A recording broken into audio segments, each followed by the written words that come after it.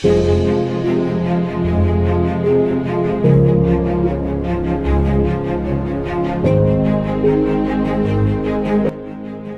aya oge kan namanya standarna teh syukur nalika senang, sabar nalika susah.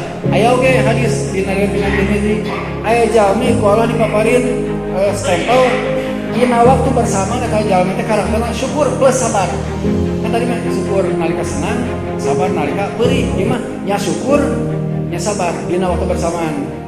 Hadis nate Rasul khoslatani dina man kana fihi katabahullahu syakiran sabiran wa ma lam takuna fihi lam yaktubullahu syakiran wala sabiran.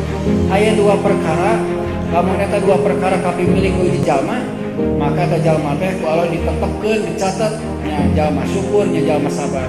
Tapi lamun dua perkara eta teu kapimilih ku jalma, berarti eta jalma teh teu syukur teu sabar. Naon kuncina? Ieu man nazara fi dinihi ila man huwa fawqahu faqtada bihi wa man nazara fi dunyahu ila man huwa dunahu fahamidallaha ala ma faddalahu bihi alaihi.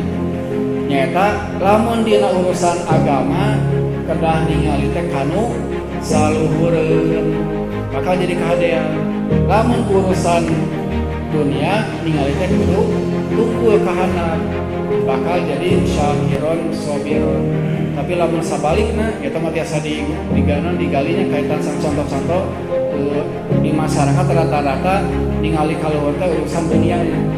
Lamun urusan agama biasanya ningalina ka handap. Ah kuring mah ka masjid ge geus pentung misalnya ka sami sakali ge daripada batur ka masjid bisa misalnya kuring lumayan lah misalnya. Ya kan ningalina teh kanu terajin, kanu teu semangat. Padahal dina urusan agama justru kedannya teh kasaluhureun. Lamun batur bisa berjamaah ka masjid, nah kuring teu kan kadang kitu. Jadi ulah sawaruskeun.